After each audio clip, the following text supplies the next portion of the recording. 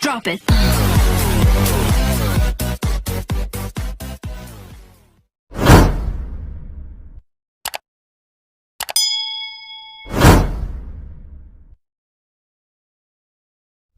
Assalamualaikum warahmatullahi wabarakatuh.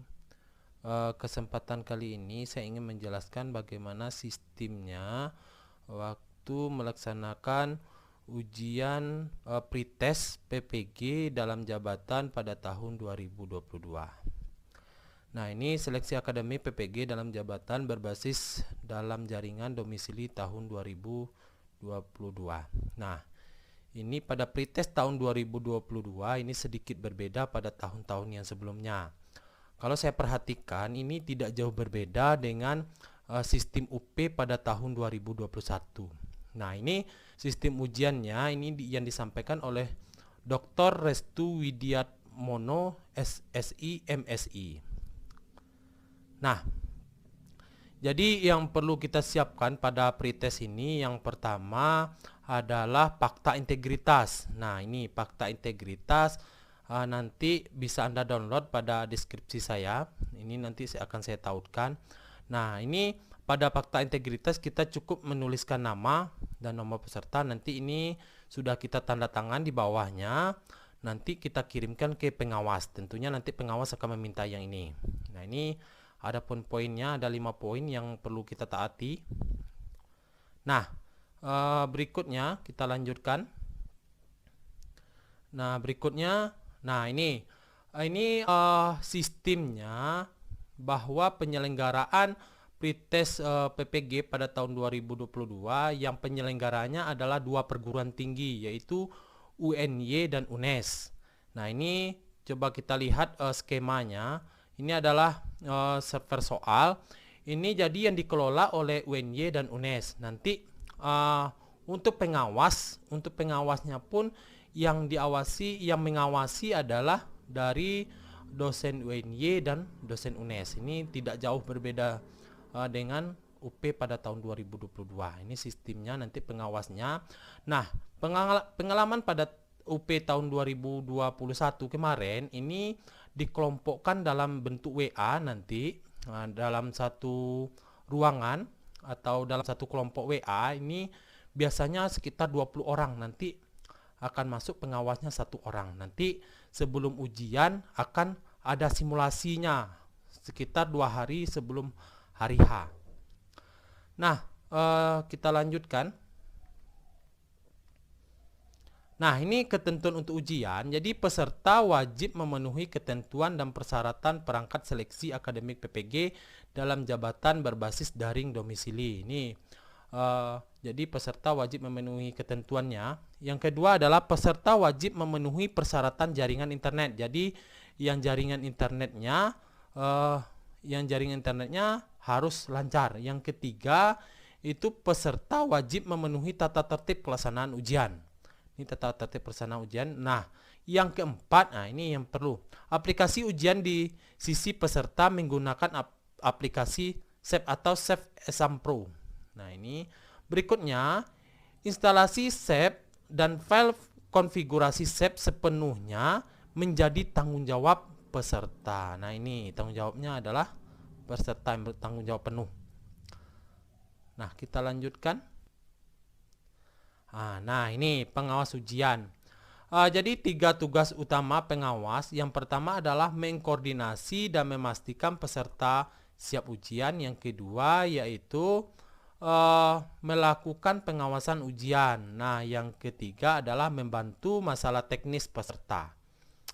Nah, yang pertama mengenai koordinasi dan memastikan peserta siap ujian pada H-2 atau sesi uji coba ini. Jadi 2 hari sebelum hari H itu kita mengadakan uji coba atau simulasi. Nah, lalu 1 hari sebelumnya kontak kesiapan peserta. Jadi semua peserta itu sudah terhubung dalam grup WA-nya. Memastikan komunikasi dalam grup WA sudah terjalin. Nah, ini yang penting ya.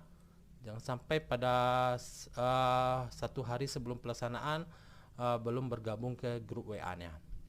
Lalu memastikan kesiapan perangkat dan aplikasi ujian pada peserta. Nah, lalu pengawas ini memastikan sudah kesiapan untuk perangkat dan aplikasi ujian pada peserta. Nah, yang tidak kalah pentingnya ini melakukan pengawasan ujian. Hari H melaksanakan kepengawasan menyambut peserta yang memasuki Zoom. Nah, ini jadi pengawas sudah ada di Zoom-nya. Lalu memverifikasi identitas peserta. Nah, seperti kartu, lalu fakta integritas tadi yang saya sampaikan tadi, lalu memverifikasi perangkat peserta. Nah, ini jadi pengawas nanti itu memastikan apa-apa saja yang terpasang pada laptopnya. Yang boleh terpasang adalah kabel terhubung hanya ya ini pertama cas ya charger itu boleh kita menggunakan, lalu mouse juga boleh, lalu jaringan internet seandainya kita menggunakan modem itu juga boleh. Selain itu dilarang. Nah, seandainya ada colokan seperti kalau bermain curang ya, seperti Empokus itu tidak bisa. Dan tidak juga bisa kita merekam layar, itu dilarang keras. Nah, dalam pelaksanaan ujian ini, di dalam ruangan itu hanya satu orang yang dibolehkan. Jadi tidak boleh dalam satu ruang itu selain peserta ujian. Nah, lalu untuk verifikasi lingkungan peserta tidak ada monitor lain, tidak ada orang lain. Nah, ini tidak ada alat perekam. Nah, ini tidak boleh monitor lain ya. Jadi yang terhubung cuma ini saja, lalu tidak ada orang lain. Dalam satu ruang itu ada satu orang saja. Nanti dipastikan nanti pengawas akan dilihat sekeliling ruangan, walaupun HP melalui Zoom, melalui HP-nya nanti akan dilihatkan. Ini tidak ada alat rekam. Jadi SEP ini, Exam Pro ini tidak bisa direkam oleh aplikasi apapun. Ya, karena sudah saya coba juga itu memang tidak bisa jalan kalau ada dalam suatu laptop itu kita melakukan perekaman. Nah, lalu penegakan tata tertib sesuai dengan POB-nya, yaitu prosedur operasional bakunya. Jadi sudah ada prosedurnya. Lalu membantu masalah teknis peserta. Ini berpedoman pada POB dari tim seleksi, konsultasi teknis dengan helpdesk IT support melalui grup Telegram. Jadi ini khusus untuk helpdesk, ini ada grup Telegramnya, berarti untuk pengawas juga ya. Kita lanjutkan. Nah, ini untuk aplikasi ujian. Untuk aplikasi ujian di sisi peserta menggunakan SEP, yaitu SEP Exam Pro. Peserta wajib memenuhi ketentuan peralatan dan koneksi internet untuk mengikuti seleksi akademik PPG dalam jabatan. Nah, ini internetnya harus memenuhi ketentuan. Lalu instalasi SEP dan file konfigurasi SEP ujian menjadi tanggung jawab peserta. Nah, ini yang saya sampaikan tadi, harus tanggung jawabnya peserta ya. Lalu soalnya, waktu dan soalnya itu waktunya adalah 150 menit atau sekitar 2,5 jam. Dengan jumlah soal adalah 120 soal. Waktu ujian harus dipenuhi. Pilihan jawaban akan langsung tersimpan ketika klik simpan atau ragu-ragu. Jadi ada pilihannya nanti simpan dan ragu-ragu. Walaupun kita nanti jawabannya ragu-ragu, nah tahu-taunya waktunya habis. Nah, ini juga tersimpan jawabannya. Jadi kita tidak harus, kalau seandainya ragu-ragu ya kita klik saja ragu-ragu, tidak masalah. Nanti habis waktunya nanti soal jawabannya juga terkunci. Nah, lalu untuk penyelesaiannya waktu 150 menit ini harus diselesaikan. Ya, walaupun kita misalnya dalam waktu 100 menit sudah selesai, kita harus menunggu sampai 150 menit ini baru kita selesai ujian. Jadi sebelum selesai belum habis waktunya, kita belum boleh diperbolehkan untuk menyelesaikannya. Untuk berikutnya, pilihan jawaban yang ditandai ragu-ragu tetap akan tersimpan. Nah, ini yang saya sampaikan tadi, akan tetap tersimpan. Jika ada gangguan koneksi, timer soal akan berhenti. Nah, ini kalau Ya, jika ada gangguan koneksi, baik itu dalam bentuk Zoom-nya, nanti kalau misalkan Zoom-nya terputus atau jaringannya, ya ini saya sarankan kalau bisa kita menggunakan dua jaringan, baik itu dalam misalkan untuk ujiannya menggunakan laptop, bagusnya laptop tersendiri, misalkan menggunakan WiFi, nanti seandainya HP-nya menggunakan internet HP misalnya. Jika nanti terganggu misalnya di Zoom-nya, nanti ujiannya akan dihentikan oleh pengawasnya. Nanti sudah terhubung, nanti bisa dilanjutkan ujiannya. Nah, jadi kalau bagusnya itu gunakanlah dua jaringan. Nah, ini ketika waktu habis, aplikasi ujian akan tertutup dan muncul halaman yang menandakan selesai atau jeda ujian. Jadi waktunya habis, nanti otomatis ujiannya akan tertutup. Nah, coba kita lihat lagi.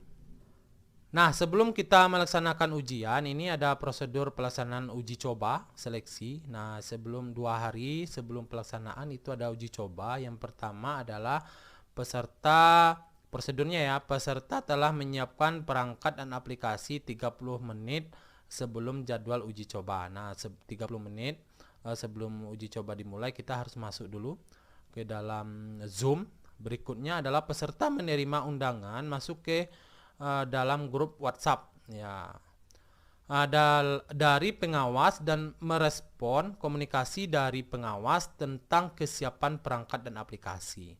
Nah, yang kedua adalah peserta membuka aplikasi dan masuk ke Zoom pada HP melalui link Zoom meeting yang diterima dari pengawas. Jadi pengawas ini menggunakan nanti Zoom ya, bukan Google Meet, tetapi adalah Zoom nantinya.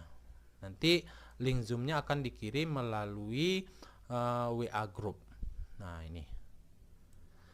Lalu peserta menjalani proses verifikasi oleh pengawas. Nanti pengawas akan 30 menit sebelum simulasi, ini pengawas akan dicek satu persatu kesiapannya dari peserta. Nah, yang keempat adalah saat jadwal uji coba tiba, peserta melakukan login dengan menginput ini nomor peserta atau nomor UKG kita ya, nomor UKG kita, lalu kode validasi. Nah, kode validasi ini terdapat pada formulir seleksinya, yang terdapat pada formulir seleksi akademik, serta kode masuk. Nah, kode masuk ini yang diberikan oleh pengawas nanti. Nah, kode masuk diinformasikan oleh pengawas sesaat sebelum ujian dimulai. Nah, ini nanti kita cetak nomor. Nah, ini di sini kode validasinya, lalu kode masuknya nanti pengawas yang memberikan. Kode masuk akan diinformasikan oleh pengawas sebelum ujian dimulai ya. Lalu nomor 5, peserta melakukan uji coba seleksi PPG akademik dalam jabatan sesuai arahan pengawas dan memastikan sudah memahami seluruh aspek penggunaan aplikasi ujian. Nah, ini. Yang keenam, saat uji coba berakhir, tampilan soal akan langsung tertutup dan muncul halaman akhir ujian. Tunggu arahan pengawas. Ini berdasarkan arahan pengawas juga. Lalu berikutnya adalah sesi uji coba diakhiri oleh pengawas. Peserta dapat menutup aplikasi ujian dan mengakhiri Zoom meeting. Jadi kalau sudah selesai, jadi peserta bisa, kalau untuk simulasi itu peserta bisa menutup sendiri ya. Bahwa kita kalau sudah selesai boleh kita tutup, tetapi kalau waktu pelaksanaan hari H-nya itu tidak bisa. Nah, lalu untuk aplikasi Zoom-nya kalau sudah selesai boleh diakhiri atau keluar dari meeting Zoom-nya. Nah, mungkin itu penjelasan dari saya untuk mengenai sistem uji coba seleksi dalam jabatan untuk pretest pada tahun 2022. Jika dalam penyampaian saya ada kesalahan, saya mohon maaf. Saya tutup dengan wassalamualaikum warahmatullahi wabarakatuh.